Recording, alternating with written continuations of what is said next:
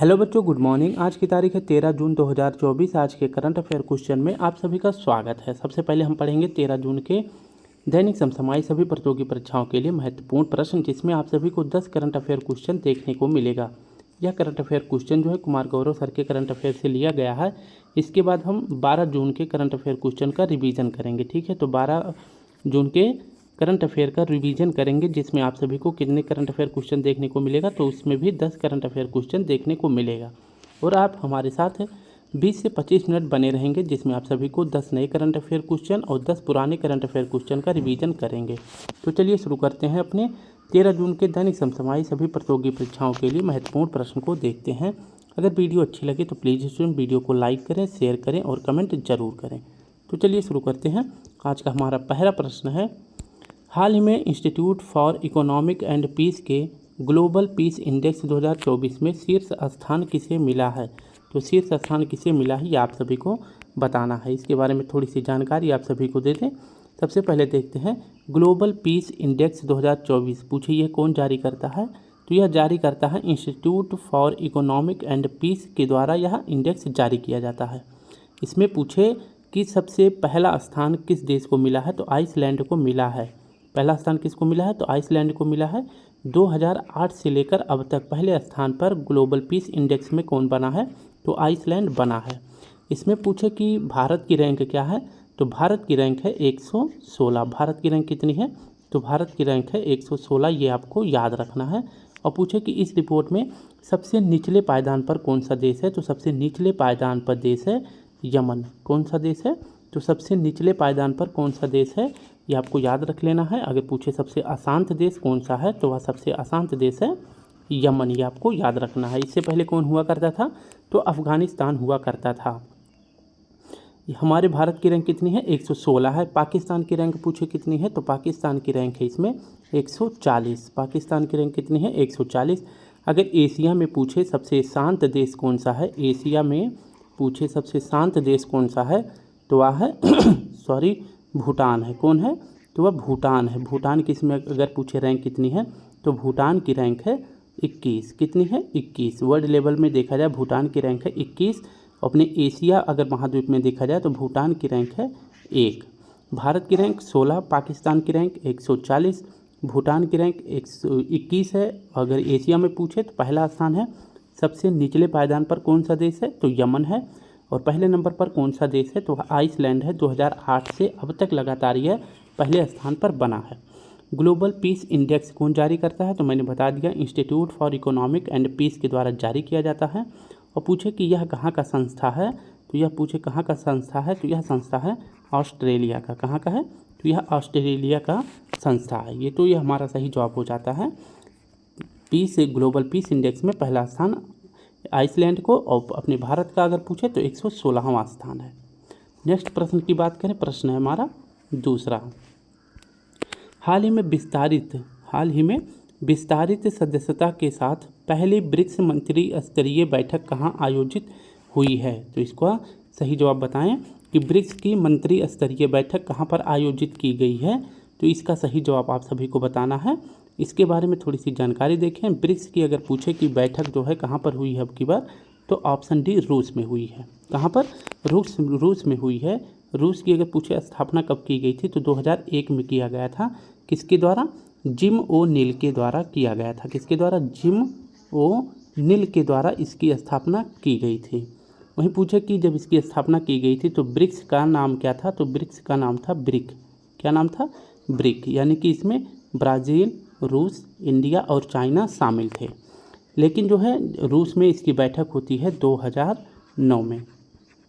कब होती है, तो 2009 में। कहाँ होती है, तो रसिया में इसकी बैठक होती है।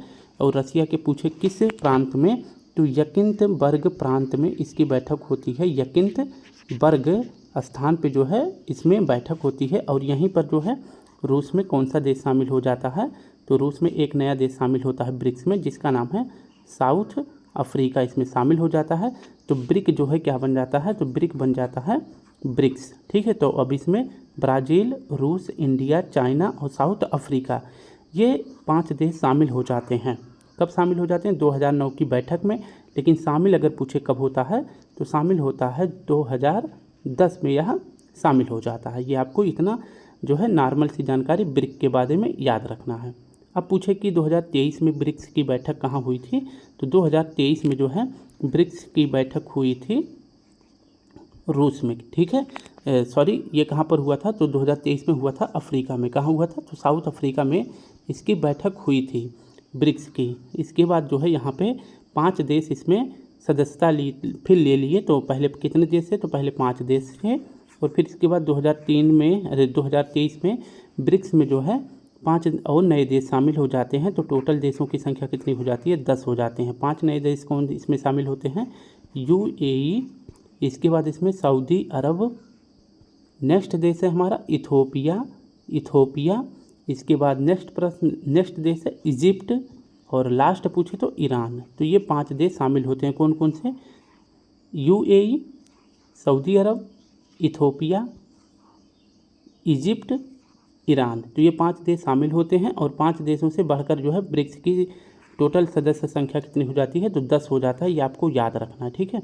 तो अभी हाल ही में पूछे कि ब्रिक्स की मंत्री स्तरीय बैठक कहाँ पर आयोजित होगी, तो यह रूस में आयोजित होगा, ये याद रखना है। और पूछे कि जो है जब ये 5 देश सदस्यता ग्रहण किए थे ब्रिक्स की, वैसे ग्रहण करना था 6 देश को, लेकिन अर्जेंटीना इसमें शामिल होने से मना कर दिया, ठीक है। तो ये भी आपको याद रख लेना है। तो किसने मना किया था, अर्जेंटीना ने मना किया था। ये आपका सही जवाब हो जाएगा। इसकी मंत्री स्तरीय बैठक कहाँ हो रही है, रूस में हो रहा है।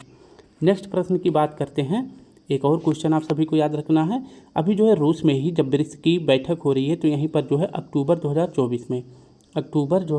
2024 में ब्रिक्स का अगर पूछे 16वां शिखर सम्मेलन कहाँ होगा, तो ब्रिक्स का जो है 16वां शिखर सम्मेलन कहाँ पर आयोजित किया जाएगा, तो ये भी रूस में किया जाएगा, ठीक है। तो 16वां शिखर सम्मेलन कहाँ आयोजित किया जाएगा, तो इसका भी सही जवाब हो जाएगा रूस में किया जाएगा। तो हमारा सही प्रश्न हो जाएगा ब्रिक्स की मंत्री स्तरीय बैठक कहाँ होगी, रूस में होगी।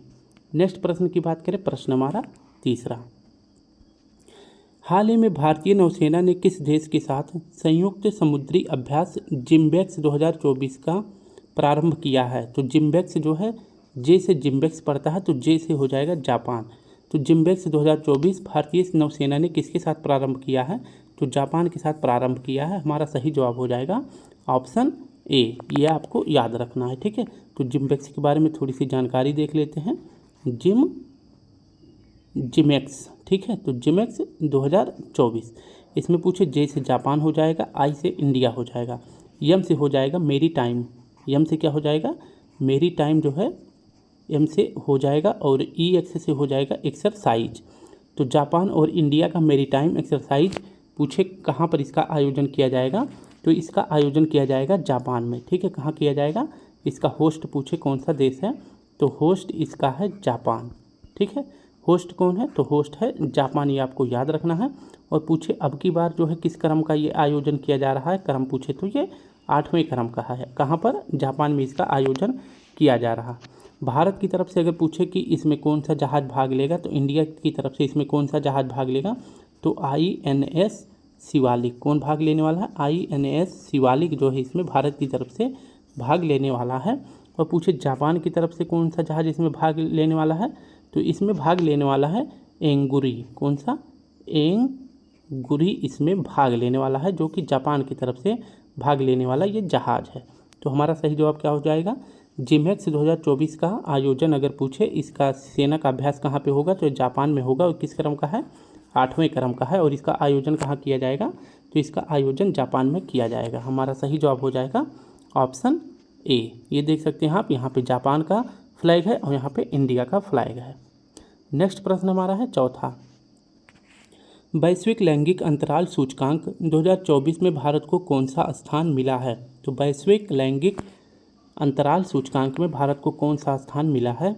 यह अगर बात करते हैं कि यह रिपोर्ट कौन जारी करता है, तो वैश्विक लैंगिक अंतराल सूचकांक रिपोर्ट जारी कौन करने वाला है, तो ग्लोबल जेंडर गैप इंडेक्स, इसके बारे में देख लेते हैं। तो यह रिपोर्ट जारी करता है विश्व आर्थिक मंच। विश्व आर्थिक मंच जो है यह रिपोर्ट जारी करता है, कौन, विश्व आर्थिक मंच, जिसे जो है क्या कहते हैं, जिसे WEF कहते हैं, जिसे WEF यानी वर्ल्ड इकोनॉमिक फोरम कहते हैं। और पूछे इसकी हर साल बैठक कहाँ पे होती है, तो इसकी शीतकालीन बैठक होती है। पहली बार जो है पूछे इसकी स्थापना कब की गई थी, तो 1971 में इसकी बैठक की इसकी स्थापना की गई थी WEF की। और पूछे इसकी हर साल शीतकालीन बैठक कहाँ होती है, तो दावोस स्विट्जरलैंड में इसकी हर साल बैठक होती है शीतकालीन वाली। तो विश्व आर्थिक मंच जो है कौन सी रिपोर्ट जारी करता है, वैश्विक लैंगिक अंतराल सूचकांक, यह रिपोर्ट जारी करता है। इसमें पूछे कि जो है भारत को कौन सा रैंक मिला है, तो भारत को इसमें रैंक मिला है 129। कौन सा स्थान मिला है, तो हमारा सही जवाब हो जाएगा ऑप्शन सी। भारत को कौन सा रैंक मिला है, 129। और इसके पहले पूछे 2023 में अगर पूछे भारत को कौन सा स्थान मिला था ग्लोबल जेंडर गैप इंडेक्स में, इसको जो है अंग्रेजी में कहते हैं ग्लोबल जेंडर गैप, ठीक है, यानी GGG में कौन सा स्थान पहले भारत को मिला था 2023 में, इससे पहले, तो भारत को मिला था 127वां स्थान, यानी कि -2 पॉइंट हम ऊपर चले गए हैं, ये आपको याद रखना है, ठीक है। इसमें जो है 129वां स्थान भारत को मिला है। लेकिन अगर पूछे इसे इंडेक्स में पहला स्थान किसको मिला है, तो इसमें भी पहला स्थान मिला है आइसलैंड को, ठीक है। और दूसरे नंबर पर पूछे कौन सा देश है, तो दूसरे नंबर पर देश है फिनलैंड। तो दूसरे नंबर पर कौन सा देश है, फिनलैंड जो है दूसरे नंबर पर है। और भारत की रैंक है 129वां। ग्लोबल लैंगिक अंतराल सूचकांक कौन जारी करता है, तो WEF जारी करता है, ये आपको याद रख लेना है, ठीक है। तो हमारा सही जवाब हो जाएगा ऑप्शन सी। नेक्स्ट प्रश्न की बात करें, प्रश्न है जो है हमारा अगर पूछे प्रश्न 5वां, इसके बारे में देख लेते हैं जल्दी से। देश के अगले सेनाध्यक्ष पद पर किसे नियुक्त किया जाएगा, तो देश के अगले सेना अध्यक्ष कौन बनने वाले हैं, इसके बारे में आप सभी से प्रश्न है। तो आप सभी को बताना है कि सेना अध्यक्ष कौन बनने वाले हैं। अभी जो है फिलहाल अगर पूछा जाए वर्तमान में अभी सेना अध्यक्ष कौन है, तो वर्तमान में सेना अध्यक्ष है मनोज पांडे। कौन है, तो मनोज पांडे वर्तमान में है। लेकिन इनका कार्यकाल अगर पूछे कब समाप्त होने वाला है, तो इनका कार्यकाल समाप्त होगा 30 जून को। कब समाप्त होगा, तो 30 जून को इनका कार्यकाल समाप्त हो जाएगा। और इनके स्थान पर अगले सेनाध्यक्ष कौन बनेंगे, तो हमारा सही जवाब हो जाएगा ऑप्शन बी, उपेंद्र द्विवेदी जी बनने वाले हैं, ठीक है। तो ये आपको याद रखना है। अगर पूछे कि सेना दिवस कब मनाया जाता है, तो सेना दिवस अगर पूछे कब मनाया जाता है, तो सेना दिवस मनाया जाता है 15 जनवरी को, ठीक है। 15 जनवरी को मनाया जाता है, ये आपको याद रख लेना है, क्योंकि 15 जनवरी 1949 को भारत के पहले अगर पूछे सेनाध्यक्ष कौन बनाए गए थे, तो भारत के पहले सेनाध्यक्ष बनाए गए थे करियप्पा। करियप्पा जो है पहली बार भारत के सेनाध्यक्ष बनाए गए थे। तो इन्हीं की याद में जो है 15 जनवरी को सेना अध्यक्ष दिवस मनाया जाता है। एक दो क्वेश्चन और पूछ लेते हैं आप सभी से प्रश्न है कि भारत के दूसरे CDS कौन है, तो भारत के दूसरे CDS कौन है। और इसके बाद पूछे कि नेवी के अध्यक्ष कौन बनाए गए हैं, तो ये आप सभी को बताना है, ठीक है। तो नेवी के अध्यक्ष और CDS दूसरे नंबर के कौन बनाए गए हैं, तो इनके बारे में आप सभी को भी बता दें। तो CDS कौन बनाए गए हैं, अनिल चौहान बनाए गए हैं। कौन, अनिल चौहान बनाए गए हैं। और नेवी के अध्यक्ष पूछे कौन बनाए गए हैं, तो दिनेश त्रिपाठी बनाए गए हैं, ठीक है। कौन बनाए गए हैं, दिनेश त्रिपाठी बनाए गए हैं भारत के नेवी अध्यक्ष। और दूसरे CDS अनिल चौहान बनाए गए हैं। तो हमारा सही जवाब हो जाएगा कि सेना के अध्यक्ष जो है कौन बनाए जाएंगे, ये उपेंद्र द्विवेदी बनाए जाएंगे 30 जून को, ठीक है। नेक्स्ट प्रश्न हमारा है, ये है उपेंद्र द्विवेदी। नेक्स्ट प्रश्न हमारा छठे प्रश्न के बारे में देखें। हाल ही में गेल इंडिया ने 60,000 करोड़ रुपए के निवेश से भारत की सबसे बड़ी इथेन क्रैकर परियोजना कहाँ प्रारंभ करने की घोषणा की है, तो इसका सही जवाब पहले बताएं क्या हो जाएगा। तो भारत की सबसे बड़ी इथेन क्रैकर परियोजना अगर पूछे किसने शुरू किया है, तो भारत की सबसे बड़ी इथेन परियोजना क्रैकर परियोजना अगर पूछे किसने शुरू किया है, तो यह शुरू किया है गेल ने, ठीक है। GAIL इसने शुरू किया है। इसका फुल फॉर्म क्या होता है, गैस अथॉरिटी ऑफ इंडिया इसका फुल फॉर्म होता है।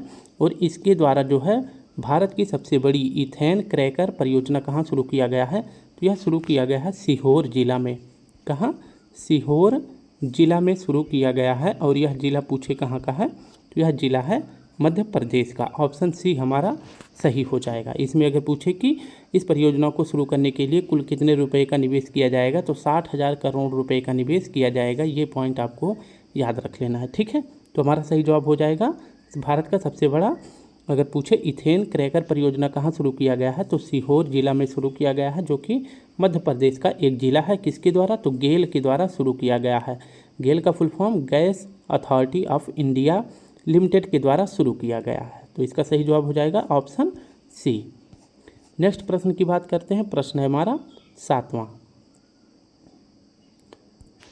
हाल ही में विश्व बाल श्रम निषेध दिवस 2024 कब मनाया गया है, तो विश्व बाल श्रम निषेध दिवस कब मनाया जाता है, तो इसका सही जवाब हो जाएगा ऑप्शन डी, 12 जून को मनाया जाता है। इसके बारे में अगर जानकारी देखें तो विश्व बाल श्रम निषेध दिवस मनाया जाता है 12 जून को। कब मनाया जाता है, तो यह 12 जून को मनाया जाता है। इसके बारे में याद रखेंगे। और अगर इसकी थीम की बात करें तो इस बार इसकी थीम क्या रखी गई है, इसकी थीम रखी गई है let's act on our commitment in child labour. यह इसकी थीम रखी गई है, ये आपको याद रख लेना है, ठीक है। तो let's act on our commitment and child labour इसकी थीम रखी गई है, ये आपको याद रखना है, ठीक है। अगर बात करते हैं कि बाल श्रम निषेध के लिए हमारे संविधान में कौन सा आर्टिकल दिया गया है, तो बाल श्रम के लिए अगर पूछे हमारे संविधान में कौन सा आर्टिकल दिया गया है, तो 24 आर्टिकल यह किसके लिए है, तो यह बाल श्रम के लिए है। ये आपको याद रखना किसके लिए है, बाल श्रम यानी कि 14 वर्ष से कम उम्र के बच्चों को आप लेबर कार्यों में नहीं लगा सकते हैं, ठीक है। 14 साल के जो बच्चे होते हैं उनको आप बाल श्रम नहीं करवा सकते हैं, ये आपको याद रख लेना है। अगर पूछे आर्टिकल 23 में किसका उल्लेख किया गया है, तो आर्टिकल 23 में मानव तस्करी यानी कि मानव के शरीर का कोई भी अंग आप बेच नहीं सकते हैं, ठीक है। तो मानव तस्करी। इसके बाद बात करते हैं बलात् श्रम यानी कि किसी से आप ज़बरदस्ती उनसे परिश्रम नहीं करवा सकते हैं, जैसे कि आप बंधुआ मजदूर नहीं रख सकते हैं, ठीक है। तो बलात् श्रम का और मानव तस्करी का अगर पूछे निषेध किस आर्टिकल में बताया गया है, तो यह आर्टिकल 23 में बताया गया है। और आर्टिकल 24 में पूछे तो बाल श्रम निषेध बताया गया है कि यानी कि 14 वर्ष से कम उम्र के बच्चों से आप बाल श्रम नहीं करवा सकते हैं। तो हमारा सही जवाब हो जाएगा विश्व बाल श्रम निषेध दिवस 2024 कब मनाया गया है, तो 12 जून को मनाया गया है और यह इसकी थीम है, ठीक है। नेक्स्ट अगर प्रश्न की बात करें, प्रश्न है हमारा 8वां। हाल ही में दिवंगत हुए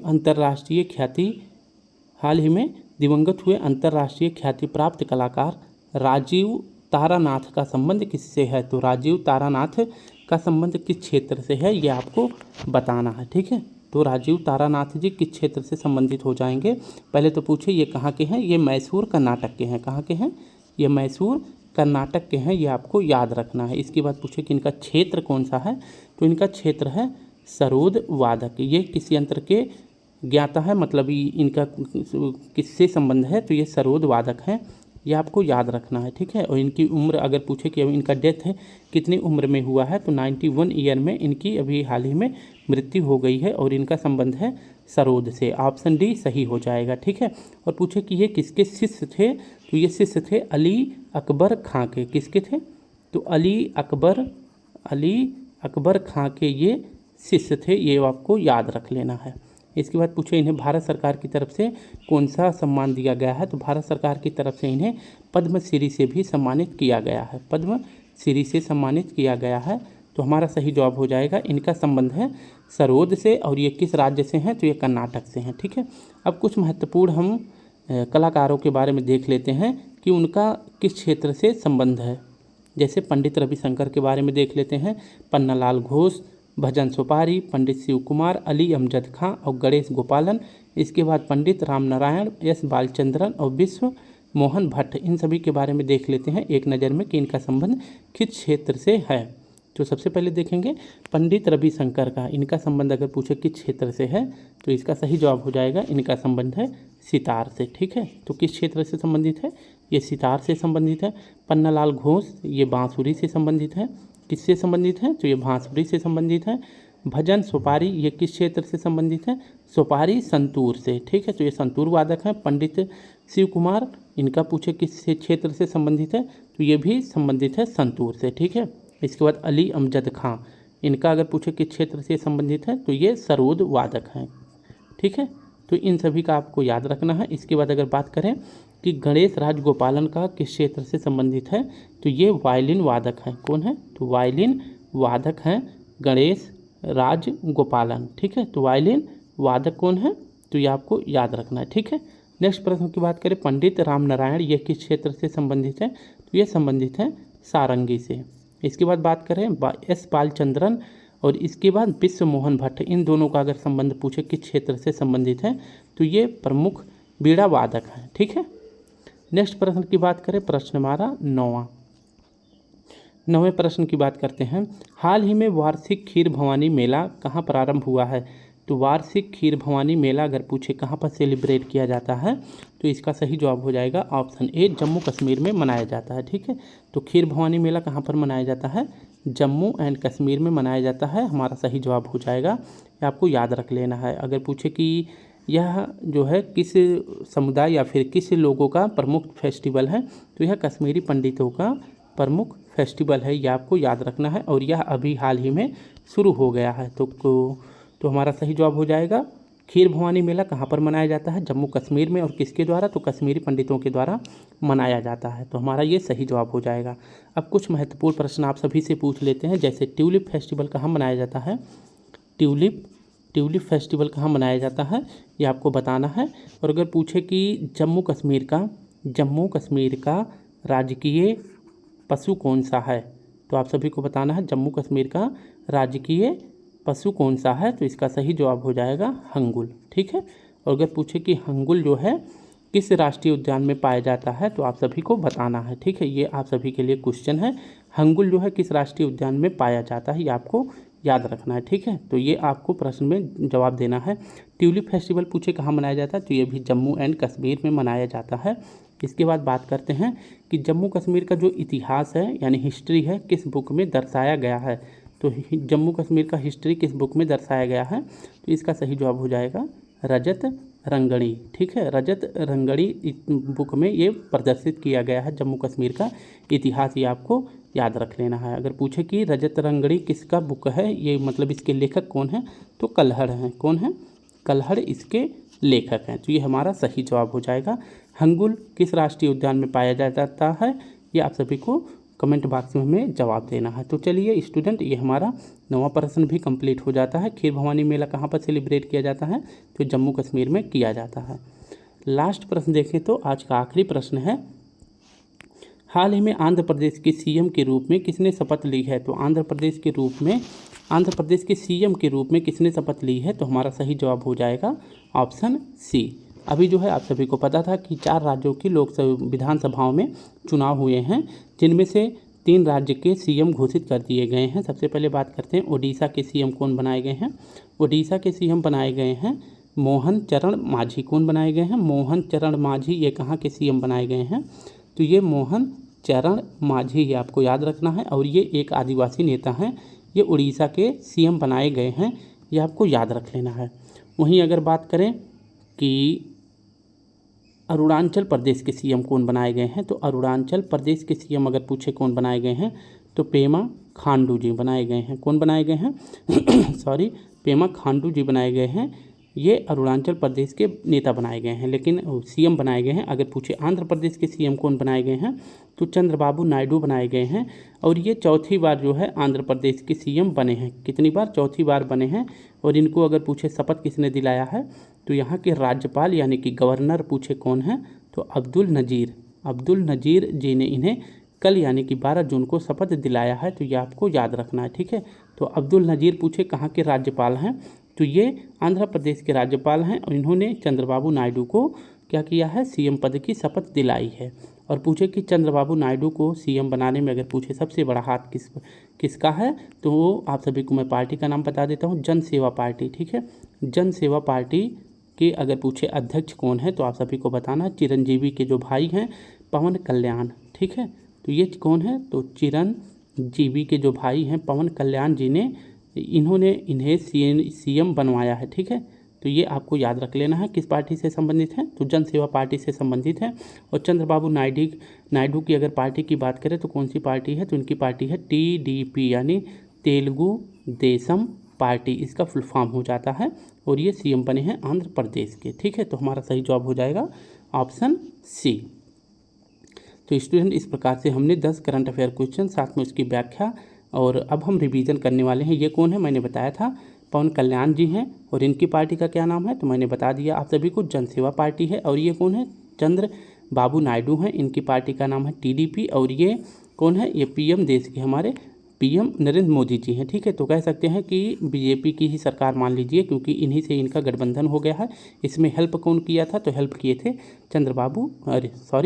पवन कल्याण जी। अब हम कल का रिवीजन कर लेते हैं जल्दी जल्दी। हाल ही में विमान दुर्घटना में मरने वाले उपराष्ट्रपति सौलोस सिल्मा का संबंध किससे है, तो इसका सही जवाब हो जाएगा ऑप्शन ए, मलावी से। नेक्स्ट प्रश्न हमारा है, हाल ही में यूएनएससी में इजराइल गाजा युद्ध विराम योजना किसने प्रस्तुत की है, तो यह यूएसए ने प्रस्तुत की है, ऑप्शन बी सही हो जाएगा। नेक्स्ट प्रश्न हमारा है, हाल ही में दुनिया भर में पहला अंतर्राष्ट्रीय खेल दिवस कब मनाया गया है, तो यह मनाया गया है ऑप्शन डी 11 जून को मनाया गया है। नेक्स्ट प्रश्न हमारा है, हाल ही में नागरिकों की, थोड़ा सा और बड़ा कर देते हैं, हाल ही में नागरिकों की कमी के कारण गैर नागरिक अस्थायी निवासियों को सशस्त्र बलों में शामिल करने की घोषणा किस देश ने करी है, तो ऑस्ट्रेलिया ने करी है। किसने करी है, ऑस्ट्रेलिया ने करी है, शायद बहुत ऊपर चला गया। तीसरा प्रश्न था हमारा, तीसरा, ये चौथा ऑस्ट्रेलिया हो गया। पांचवा हमारा प्रश्न है, यूक्रेन शांति शिखर सम्मेलन 2024 कहाँ आयोजित हुआ है, तो यह स्विट्जरलैंड में आयोजित हुआ है, ऑप्शन सी सही हो जाएगा। नेक्स्ट प्रश्न है, विश्व बैंक के कंटेनर पोर्ट प्रदर्शन सूचकांक में 2023 में टॉप 20 में शामिल भारत का एकमात्र भारतीय बंदरगाह कौन सा है, तो ऑप्शन बी विशाखापत्तनम। कहाँ पे है, आंध्र प्रदेश में है। हाल में उड़ीसा का मुख्यमंत्री किसे चुना गया है, तो मैंने बता दिया, मोहन चरण मांझी जी चुने गए हैं। नेक्स्ट प्रश्न हमारा है 8वां, घरेलू उपभोग व्यय सर्वेक्षण के अनुसार दूध और दुग्ध उत्पादों का सर्वाधिक प्रयोग करने वाला शीर्ष राज्य कौन सा है, तो दूध का और दूध से बने प्रोडक्टों का सबसे ज़्यादा उपयोग करने वाला देश है हरियाणा, ऑप्शन सी हमारा सही हो जाएगा। नेक्स्ट प्रश्न है, हाल ही में भारतीय नौसेना की पहली महिला हेलीकॉप्टर पायलट, नौसेना, ये याद रखेंगे, नौसेना की पहली भारतीय महिला हेलीकॉप्टर पायलट बनने की उपलब्धि किसको मिली है, तो यह मिली है अनामिका बी राजीव जी को। ठीक है, नेक्स्ट प्रश्न हमारा और आज का आखिरी प्रश्न है, हाल ही में ओम बिरला किस सीट से 20 वर्षों में सांसद के रूप में फिर से चुने जाने वाले पहले लोकसभा अध्यक्ष बन गए हैं, तो इसका सही जवाब हो जाएगा कोटा, ऑप्शन सी सही हो जाएगा। ठीक है, तो स्टूडेंट इस प्रकार से हमने अपने 10 करंट अफेयर क्वेश्चन साथ में उसकी व्याख्या और सभी प्रश्नों को अच्छी तरह से समझ लिया है। अगर वीडियो अच्छी लगे तो प्लीज़ स्टूडेंट वीडियो को ज़्यादा से ज़्यादा लाइक करें, शेयर करें, कमेंट करें। कल फिर मिलते हैं, तब तक के लिए आप सभी को प्यारा सा जय हिंद, जय भारत।